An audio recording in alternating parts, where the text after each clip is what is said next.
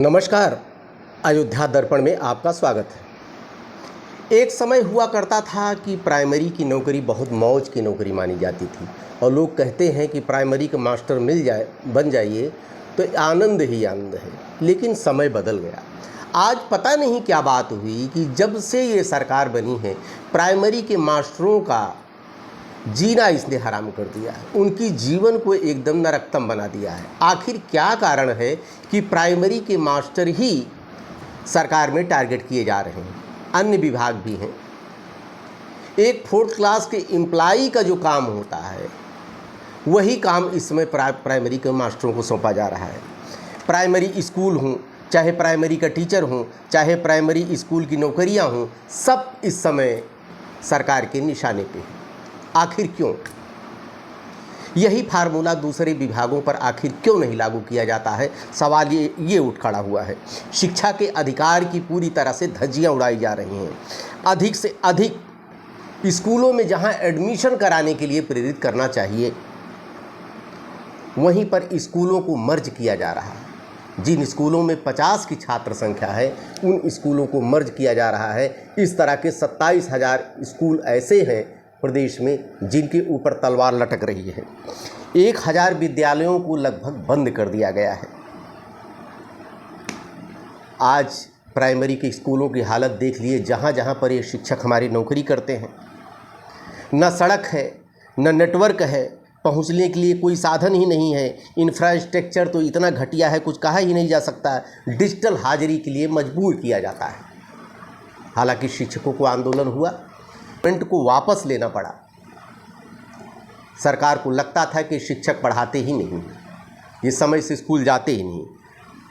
आज का समय ऐसा होता है कि प्राइमरी के मास्टरों पर वो भी ध्यान रखता है जो इलिटरेट पर्सन है। बताइए, शर्म की बात, इतने एजुकेटेड PhD होल्डर डिलीट करने के बाद, इतना हायर एजुकेशन के बाद बेरोजगारी का दंश झेलते हुए उन्होंने ये समझौता किया शिक्षकों ने कि चलो कोई भी नौकरी मिल जाए, प्राथमिक अध्यापक बन गए।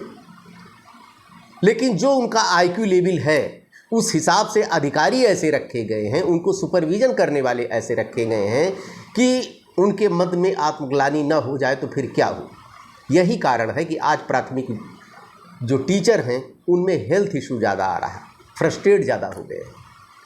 एक प्रधान उन पर नज़र रखेगा जो इलिटरेट पर्सन है। एक गांव में भैंस चराने वाला भी स्कूल प्राइमरी के मास्टरों पर निगाह रखता है कि मास्टर साहब कब आए कब गए। ये स्थितियां हैं। 57,000 पद इस समय पूरे प्रदेश में खाली हैं।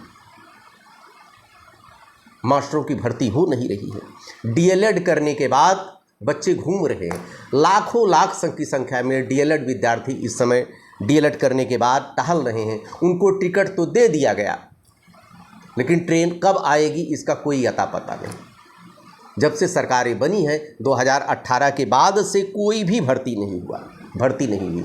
उसके अलावा एक तो शिक्षकों की कमी, ऊपर से जो शिक्षक हैं उनके ऊपर इतना काम सौंपा गया है कि वो अपना काम कर ही नहीं सकते हैं। 32 कार्य ऐसे हैं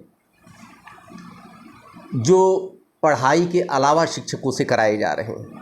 जनगणना है, BLO की गणना है, प्रशासनिक काम। नियम कहता है कि उनको 7 घंटे रोज पढ़ाना चाहिए। 7 घंटे पढ़ाने के बाद क्या कोई ऊर्जा शेष बचेगी? कोई भी 7 घंटे अगर वर्क करेगा तो उसके बाद उसके पास बचेगा क्या? लेकिन उसके बाद स्थितियां ये हैं कि इनको 32 ऐसे कार्य हैं जो प्राइमरी के अध्यापकों को करना पड़ता है। और ऐसे नॉन स्टैंडर्ड कार्य कि सुन लीजिए तो हंसी आती है। जो पुराने ज़माने में लेखपाल किया करते थे, गांव में सब पटवारी जो भी होते थे करते थे, अब वो कार्य प्राथमिक के अध्यापकों को सौंपा जा रहा है। कुछ एक हंसी के पात्र बन गए हैं पूरे देश में। अन्य प्रांतों में तो एक जगह तो मैंने पढ़ा था कि अब कोई रोड किनारे गंदगी करता हुआ पाया जाएगा, प्राइमरी के अध्यापक सीटी बजाएंगे। बताइए, यही वजह है कि जो कार्य इनको 32 तरह के सौंपे जाते हैं, इनके कार्य से इनके सामाजिक स्टेटस का आकलन किया जाता है। जो कार्य करते हुए आप दिखाई पड़ते हो, उसी कार्य से आपकी हैसियत लोग आंकते हैं। इतना अच्छा वेतन होते हुए भी लेकिन आज प्राथमिक के टीचर को वो सम्मान नहीं मिल पा रहा है जो सम्मान के वो हकदार हैं। दूसरे विभागों को देख लीजिए, 31 अर्न लीव मिलती है इनको। साल भर में वर्ष के हिसाब से एक अर्न लीव मिलेगी, 14 CL। इसके अलावा इनको कोई भी छुट्टियां नहीं, किसी तरह की कोई छुट्टी नहीं। शिक्षा मित्रों का भत्ता बढ़ाया ही नहीं जा रहा, लाख सवा लाख बेचारे वैसे उसी पे चल रहे हैं। महंगाई तो इतनी बढ़ गई, लेकिन उसके बावजूद उनसे काम तो ज़्यादा लिया जा रहा। उनके अस्थायीकरण के लिए कोई व्यवस्था नहीं की गई। उनकी जो रोजी रोटी चल भी रही थी, वो सैलरी होल्डर हो गए थे, वेतन पा रहे थे, उनके वेतन को भी ख़त्म कर दिया गया। जबकि आज ये बताइए कि इतना दिन काम करने के बाद कोई योग्य होता है कि अयोग्य बनता है? वो तो पूरी तरह से, अगर सरकार चाह ले तो क्या नहीं कर सकती।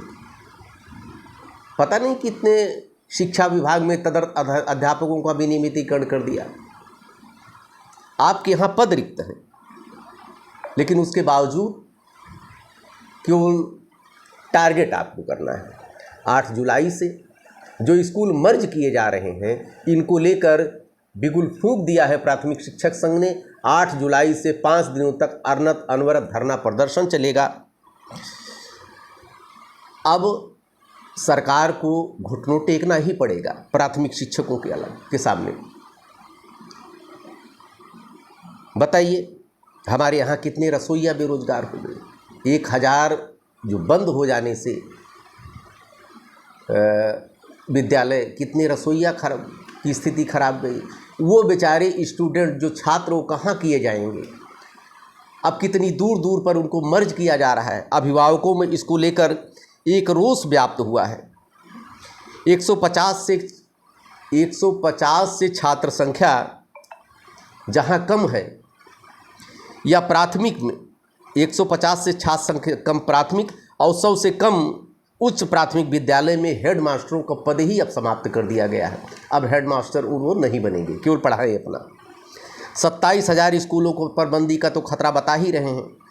822 ब्लॉकों पर जो आंदोलन होने जा रहा है, ये सरकार की चूल्हे हिला देगा। प्राथमिक विद्यालय के शिक्षकों को इस तरह को सरकार को नहीं आंकना चाहिए। डिजिटल अटेंडेंस की व्यवस्था तो आपने कर दिया, 11,000 अध्यापकों का वेतन काट दिया गया था। ये कहिए अध्यापकों के उग्र रूप को देखते हुए अपना ये शासनादेश वापस लेना पड़ा, और आज ये स्थिति बन गई है कि प्राथमिक विद्यालय के शिक्षकों को आंदोलन पर उतरना पड़ रहा है। 220 दिन इनको अनवरत कार्य करना है। उसके अलावा इनको ऐसे कार्य करने हैं कि बच्चों को पोलियो दवा पिलानी है, पेट के कीड़े मारने की दवा पिलवानी है, 0 से 14 साल के बच्चों की गिनती करवानी है, मिड डे मील की सारी व्यवस्था करवानी है, जूते ड्रेस वितरित करवाना है, अलग से इनको कमरे बनवाने हैं। क्या से क्या नहीं करने पड़ते हैं। आज प्राथमिक विद्यालयों को, शिक्षकों की स्थिति को बद से बदतर इस गवर्नमेंट ने बना दिया है। हालांकि 8 तारीख से आंदोलन का बिगुल फूंका जा चुका है। अब देखिए क्या होता है, आगे की रणनीति शिक्षक क्या बनाते हैं, किस तरह अपने आंदोलन को धार देते हैं। देखते रहिए अयोध्या दर्पण। ढेर सारी शुभकामनाएं आपको। धन्यवाद।